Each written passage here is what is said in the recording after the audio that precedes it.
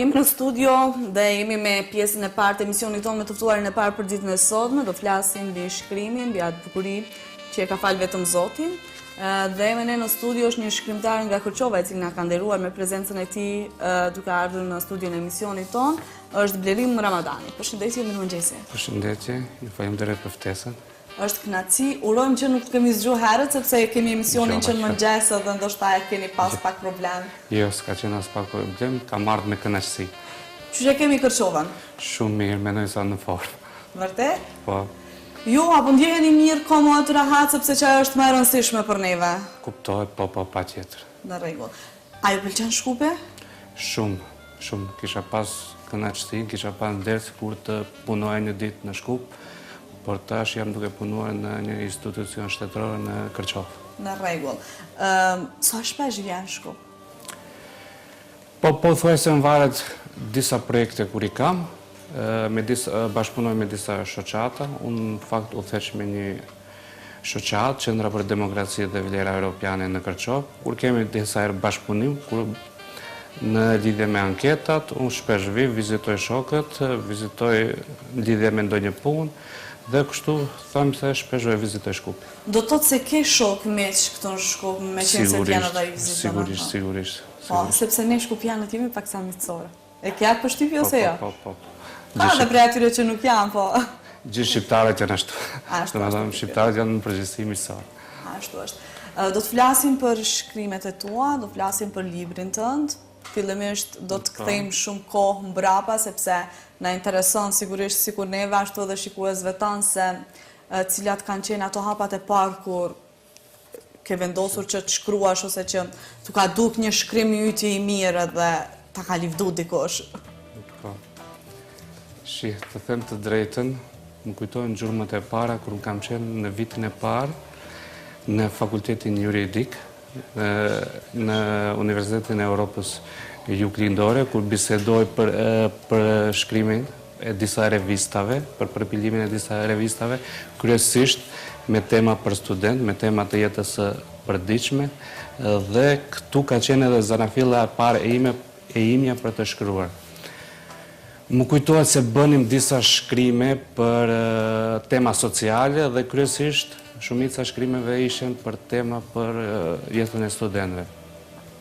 Pastaj punoja, shkruaja për disa revista kështu lokale në Kërçovë, kryesisht merreshin me tema sociale, dhe më kujtohet një rast kur isha në vitin e dytë,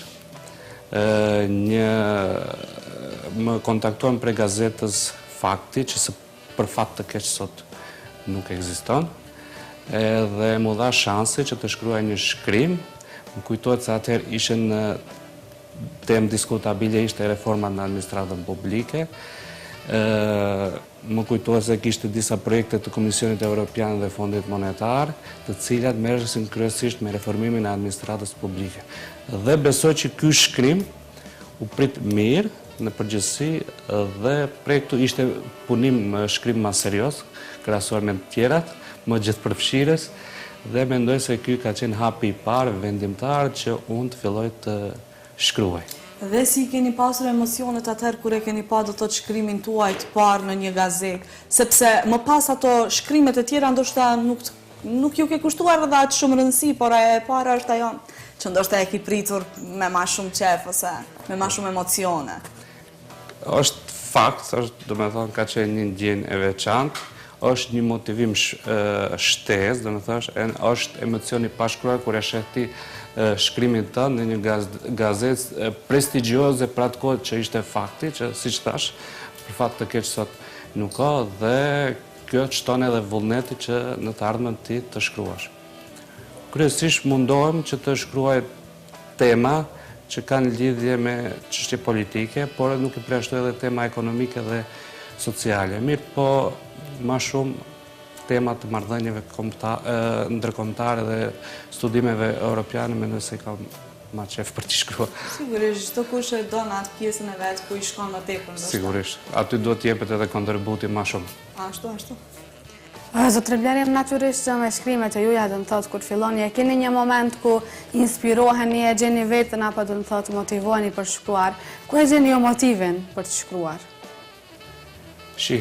Unë them se secili intelektual, secili studiues, pa marrë parasysh cilës fushë i përket, mendoj se ai e ka obligim moral i cili duhet të shkruaj për fenomenet negative që na ndodhin neve në shoqëri. Edhe ata nuk janë pak sot sa i shohim. Kemi një situatë në vend kanë rënë të gjitha vlerat morale dhe po edhe politike. Prandaj gjithë këta fenomene që ndodhin sot, krizat institucionale që ndodhin sot, vinë si rezultat i kësaj. Ne jemi në një gjendje që është më e vështirë të respektosh ligjin se sa të mbrështët. Më thënë, jemi në gjendje shumë të mjerueshme. Shpresoj se në të ardhmen të gjitha këto fenomene, mendoj se duhet të luftohet ignorancë, duhet të luftohet e keqe, duhet të nëpërmes dijes, nëpërmes mënyrave të ndryshme, varet prej autorit dhe shkrimtarit i cili mendon se mund të kontribuojë, pa marrë parasysh. Kurszimi politik i Unionit Evropian titullohet libri. A mund të flasim pak më shumë rreth brendësisë së librit, se çka ke shkruar, për çka je motivuar më tepër të shkruash, kush kanë qenë ata të cilët ju kanë ndihmuar, sepse edhe ndihmesa është një pjesë mjaft e rëndësishme e jetës sonë. Sigurisht gjatë hapave të parë, siç është edhe libri juaj i parë, nëse të kanë ndihmuar, nëse ke pasur ndihmë në librin e parë, atëherë ke edhe motiv ndoshta ta bësh edhe librin e dytë, të tretin dhe kështu me radhë. Të them të drejtën, ky është libri i parë im i votuar. Natyrisht jemi motivuar dhe jemi kënaqur që doli në botim. Libri Kurszimi politik i Unionit Evropian, evaluimi dhe implementimi titullohet, ngërthen në vete temë të integrimeve apo studimeve europiane. Pikërisht studimi koncentrohet te kërkesat politike të cilat Unioni, Komisioni Evropian në këtë rast, i parashtron shteteve aspirante. Kam marrë si studim kushëzimin në të gjitha etapat apo valët e zgjerimeve, duke filluar nga vendet e Europës qendrore, vendet e Europës lindore dhe një pjesë ja kam kushtuar vendeve të Ballkanit perëndimor. Tekst të veçantë apo kam bërë edhe gjatë studimit, kur ta shihni edhe librin ta lexoni vetë, një kopje patjetër që të jap, do të shihni se një pjesë i kushtohet Republikës së Maqedonisë apo implementimit të institucioneve, çështjeve rreth kushtëzimit, përgjithësi dhe kushtëzimit politik që i referohet apo aplikohet për Maqedoninë. Botimi është kontribut i shoqërisë fektare apo shtypshkronjës Focus Print, ata janë edhe botues dhe shfrytëzoj rastin që të falenderoj drejtorin apo menaxherin e Focus Print, Imer Kuxhufin, pa të cilin nuk do të ishte e mundur botimi i këtij të studimi. Dhe të them edhe këtë se së shpejti pritet edhe promovimi, jemi në prag të përgatitjeve për promovimin e librit, ku do të mbahet në Kërçov, në hapësirat e Fakultetit Juridik të Shën Kliment Ohridskit në Kërçov, dhe kuptoj që edhe ju do jeni të ftuar. Faleminderit shumë. Dhe si shihni pritshmëritë, a do të ketë njerëz të cilët do të jenë të interesuar për të ardhur, sepse kjo është më e rëndësishme. Tash e shoh se ka interes shumë, pasi kemi hap një event në rrjetet sociale dhe shumë vetë kam aplikuar për të marrë pjesë. Pritshmëria është e madhe, e shoh nga shokët, nga profesorët. Mos harroj të shfrytëzoj rastin të falenderoj edhe profesorët, recenzentët Bleri Mrekën, të këtij studimi, profesorin Goran Ilić, që unë edhe për atyve të them drejtën frymëzohem, redaktorët dëshirit i përshëndes, zotëri Nazmir Maliqin, profesor Ylber Selën dhe profesor Gjorgji Tonovski. I përshëndesim edhe ne gjithë ata. Faleminderit. A besoni që meqense çdo shkrimtar që merr hapin për të shkruar atë që ndoshta shumë vite ka mbajtur në supe, i duhet do të thotë një mbështetje financiare në këtë aspekt dhe sigurisht që e kemi Ministrinë e Kulturës për të. A beson që i hap dyert mjaftueshëm për t'i ngrej do të rinjët, për t'i ngrej ata shkrimtarë të cilët janë për spari herë fillestar për të shkruar diçka, ose thjesht e ka atë bagazhin ose atë numrin e vet ku do të vazhdimisht i sill? Të them të drejtën, vjen keq që e tham këtu në studio, Ministria e Kulturës zakonisht nuk bazohet në profesionalizëm. Edhe titujt kur zgjidhen, për fat të keq zgjidhen me intervenime nga njerëz jo kompetent. Personalisht këtë ndjenjë, këtë praktike kam pas edhe unë, domethënë me këtë libër kam konkuruar po thuaj se 4 vite. Me këtë libër kam konkuruar 4 vite. Asnjë farë vendimi, arsyetim për atë që se kam pranuar, nuk kam pranuar në shtëpinë time. Domethënë në adresën time nuk ka ardhur arsyetim pse nuk është pranuar libri. Libri është i punuar dhe këtë ta them, e kam punuar pothuajse 4 vite. Domethënë të gjitha raportet e Komisionit Evropian janë shqyrtuar dhe analizuar një nga një. Dhe fatkeqësisht Ministria e Kulturës jemi në këtë gjendje, siç thash më herët, jemi në gjendje njerëzshme. Nuk e di apo e ndjekin emisionin. Vazhdimisht po kemi njerëz të cilët pa ankohen për jush, duhet të ndërmerrni masa në këtë aspekt, vërtet pa. Nuk jeni vetëm i rast që vini dhe tregoni se Ministria e Kulturës do të mbyll dyert dhe nuk pranon do të ketë diçka të re në vendin tonë. Ndoshta edhe jemi në këtë gjendje sepse vazhdimisht jemi me të njëjtët njerëz të cilët ndoshta shumica prej tyre nuk japin kualitet, por fatkeqësisht që duhet të jenë pjesë e projekteve të Ministrisë së Kulturës. Personalisht i kam ndjek botimet që i ka financuar Ministria e Kulturës. Është turp që një shkrim i tillë të dalë në audiencë, në opinion. Është turp shkrimet të tilla, poezi të tilla, të cilat kanë 50 faqe të dalin në biblioteka. Kjo është gjendja që përmenda më herët, kanë rënë në vlerat e leximit kanë rënë. Ignoranca ka hip, edhe kjo është gjendja me të cilën e do të ballafaqohemi për këta vite. Edhe pak ta ndryshojmë temën e kësaj seriozës që i përmendë poezit. A kishe marrë guximin me shkruajt poezi ndonjëherë?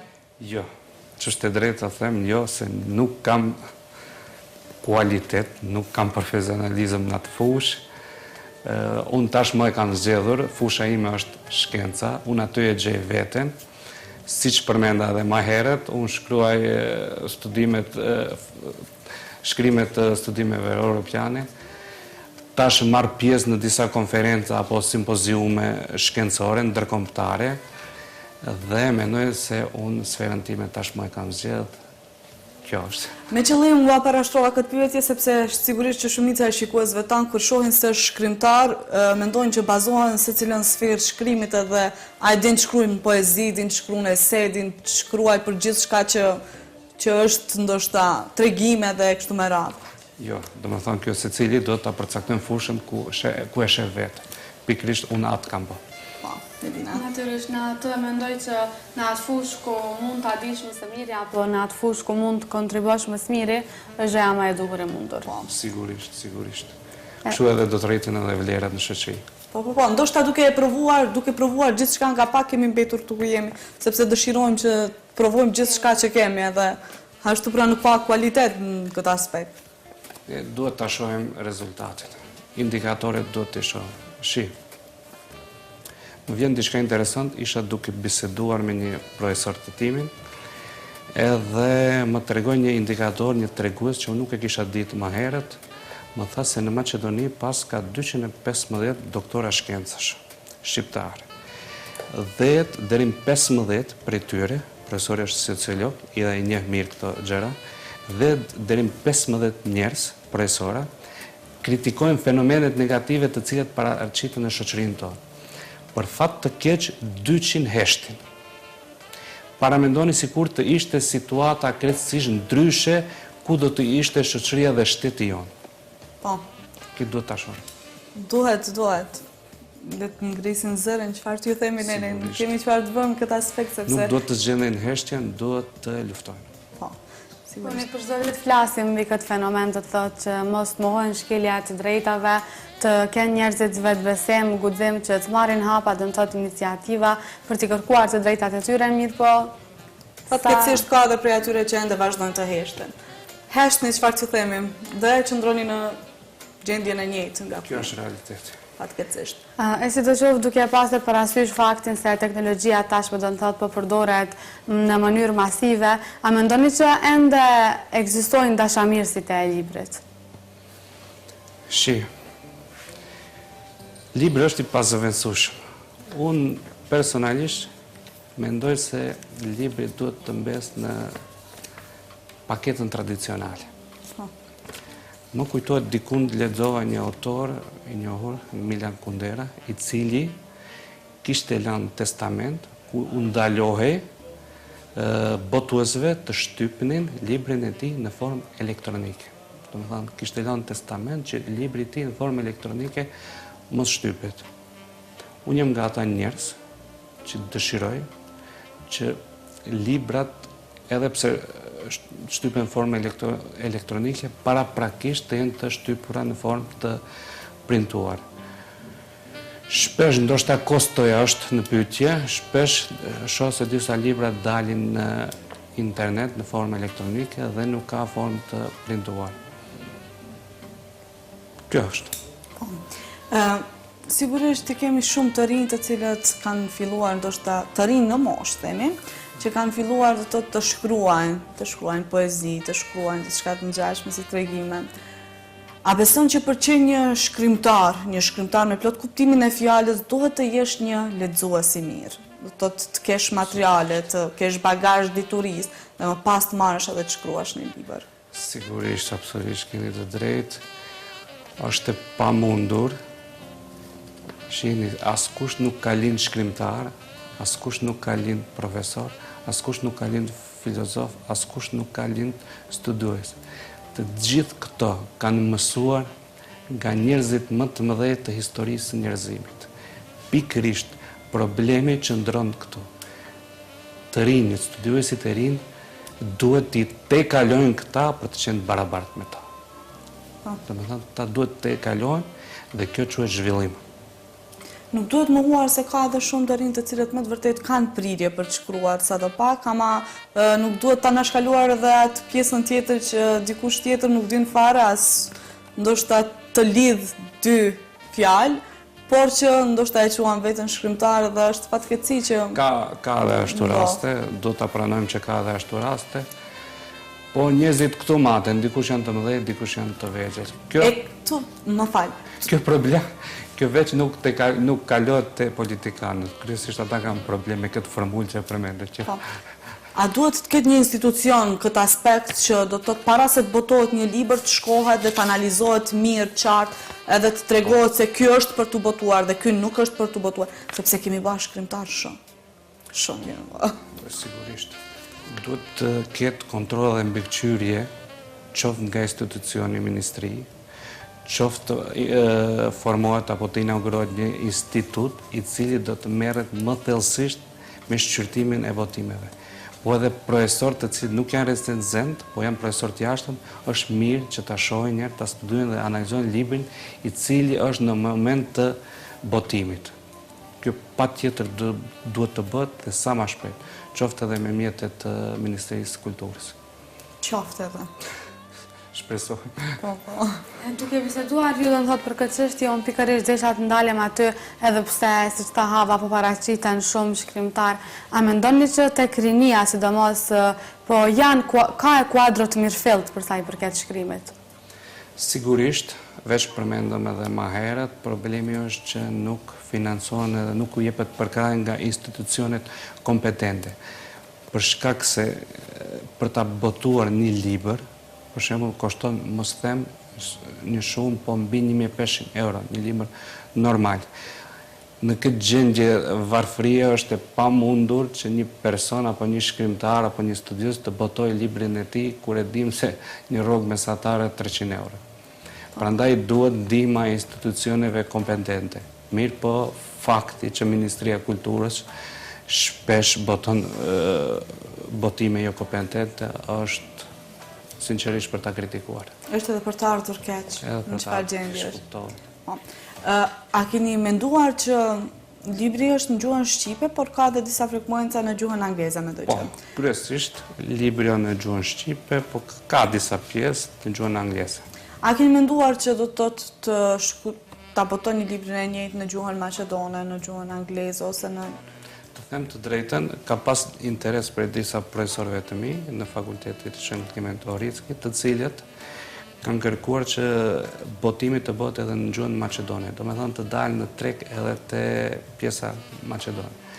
Mirë po, si që thash, financat janë të vogla, do të paraqitet dikush, do të aplikosh projekt, dhe dikush prej botuesve ta marrë në konsiderat. Për fat të keq edhe te ana tjetër është gjendja e njëjtë. Po. Për të ardhur deri te botimi i këtij libri dhe deri te ky studim, cilin e ke bën, sigurisht është dashur me u bazu dikon, ku kanë qenë ato pikat ku ju jeni bazuar, kryesisht ku keni marrë informacione, ku i keni filtruar ato.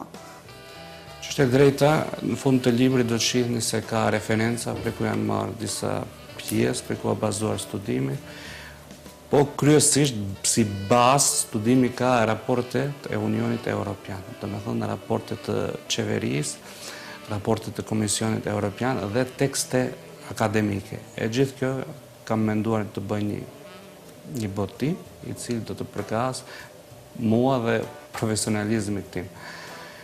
Kam studiuar edhe disa profesorë të kësaj fushë. Këtu do të veçoj profesorin Blerim Reka, i cili shumë më ka ndihmuar dhe ka marrë përsipër që të jetë edhe recenzenti dhe mbikëqyrësi i këtij libri. Unë disa të pyes se do të thotë ditëve të sotme cika dhe më herët kur teknologjia po e bën atë pamundurën, mund gjetë një gjuhë e përbashkët apo një gjë e cila do të kishë motivuar më shumë të rinjët që ta kenë librin me këtë pandashëm? Libri është për mua është i pazovendësueshëm. Emocionin që ta jep libri nuk ta jep elektronika, po rrjetet e internetit. Libri mund ta flakësh, mund ta mbajsh në arkiv, nuk kërkon bateri, nuk kërkon antenë, po thjesht ti e ke dhe këtë emocion nuk mund ta përshkruash. Unë, siç thash më herët, edhe përsëris po të njëjtën, do me thënë libri fillimisht duhet të jetë në formën e printuar. Pastaj dikush nëse dëshiron ta mbajë në celularin e tij, mund ta ketë në folën elektronike, por bazë duhet të jetë forma e printuar. Po, sepse tash prej në Google mund që të lypim, do të kërkojmë me një titull dhe të mërrim deri tek informata, do të që dëshirojmë ta dimë me një herë brenda shumë pak sekondave. Edhe ajo ndoshta i ka turbulluar pak sa mendjen të rinjëve, sepse ndoshta më lehtë shkojnë edhe arrin atë informacionin deri te ajo. Në atë mënyrë se sa e marrin edhe shfletojnë një libër, por ama ato pasoja do t'i bartin vetë nga ku ajo informatë ndoshta do ju largohet shumë shpejt nga mendja, sepse për shumë shpejt kohë, ajo që arrihet shpejt do të harrohet shpejt ose largohet shpejt. Këtë duhet ta kenë të qartë. Si keni ditë. Personalisht edhe unë bazohem në ata database të dhënave për libra nëpër internet, sidomos librat që janë në Google Books, mirë po e shoh atë pjesën ku mund të porositet dhe shpesh kam bërë porosi deri në Angli, në Belgjik, edhe në Holand, libra, të cilat i kam paguar shumë shtret. Mirë po forma elektronike qëndron edhe në internet. Qëllimi im është që unë ta kesha në arkivin tim në shtëpi. Po, e mirë që jemi edhe tek librat kështu që i potencove tash që ke marrë, ke huazuar libra edhe prej jashtë, duke i paguar ata shumë shpejt. Është hapur panajiri i librit këtu në Shkup. Pse nuk është prezent libri juaj? A është prezent aty? Jo, s'është. Po pse nuk është? S'kam pas asnjë ftesë që libri të jetë prezent. E kam kuptuar, ditën e parë kam kuptuar se pas ka një panajër. Domethënë s'ka pas as reklamime, as informacione, as një kërkesë. Edhe pse ky libër është i katolizuar te biblioteka kombëtare, nuk kam pas asnjë ftesë për të qenë prezent libri im atje, për fat të keq. Ndoshta herën e ardhshme do ta kenë parasysh. Shpresojmë se gjërat do ndryshojnë. A janë të kushtueshme librat dhe me qenë se e dim situatën aktuale këtu në vendin tonë, ku po shkon, ku s'po shkon, qysh kemi mbet sikur zot, sikur shtëpi pa zot, si themi ne. A mendon që janë të kushtueshme librat edhe që do të thotë ndoshta ka familje që nuk ka mundësi ta blej, ose cili është mendimi Themi juaj? të drejtën, për fat të keq, në Maqedoni, kryesisht për fat të keq edhe njerë e them të shqiptarët, shumë pak lexojmë. Krahasuar me shqiptarët e Kosovës dhe shqiptarët e Shqipërisë. Do me thonë, nëse e shihni, do të shihni se jemi në nivelin e dëshiruar. Do me thonë, kjo gjendje duhet sa më shpejt të ndryshohet. Duhet të kontribuohet institucionet, të cilët janë kompetente për këtë, duhet sa më shpejt të zgjedhin qesen dhe të japin finansat. Sigurisht, faleminderit që ishe pjesë e emisionit tonë, shpresoj që kaluat bukur, kaluat mirë, ishte mirë? Faleminderit shumë, ishte kënaqësi që ishe prezent sot këtu me ju. Kënaqësia është e jona, faleminderit shumë. Faleminderit. Kërkon një shkëputje të vogël nga regjia për të rikthyer më pas për të vjuar emisionin tonë.